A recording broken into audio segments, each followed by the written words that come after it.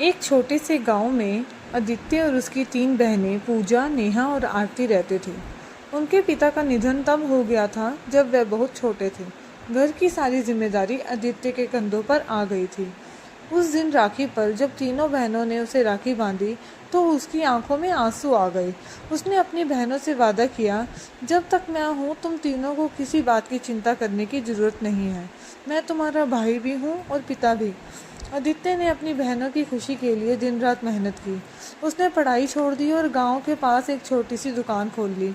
वह कम खाता था, कम सोता था, बस एक ही धुन थी, अपनी बहनों को अच्छी ज़िंदगी देना। समय बीतता गया। उसने अपनी तीनों बहनों की शादी अच्छे घर में करवाई। हर शादी में उसने एक पिता की तरह अपनी जिम्मेदारियां निभाई। उसने खुद के लिए कभी नहीं सोचा।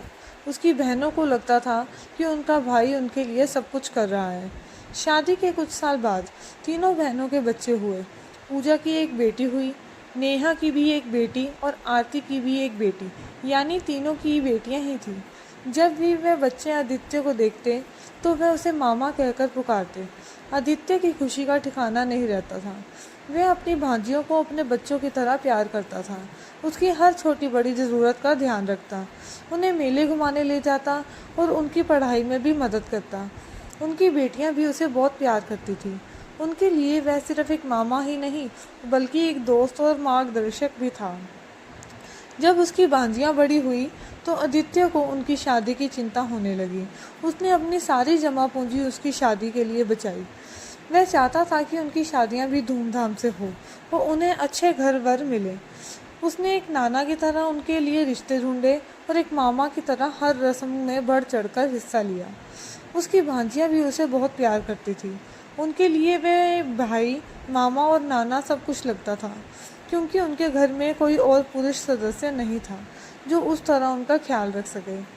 एक दिन जब सब भाई बहन और बेटियां राखी के त्योहार पर एक साथ बैठी थी तो पूजा की आंखें भर आई। उसने कहा, भैया, आपने हमारे लिए सब कुछ किया। आप हमारे भाई हैं।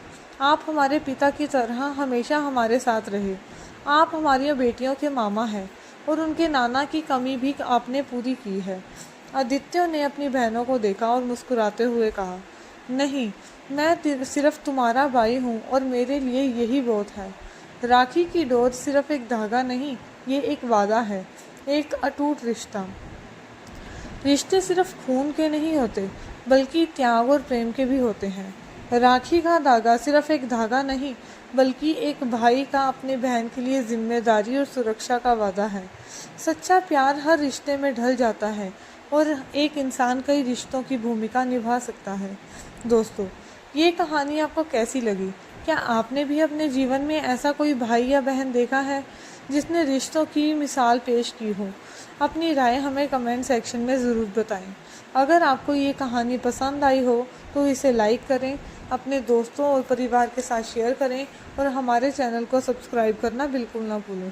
हम आपके लिए ऐसी ही और भी प्रेरणादायक और दिल छू लेने वाली कहानियाँ लाते रहेंगे। आपके प्यार और समर्थन के लिए धन्यवाद।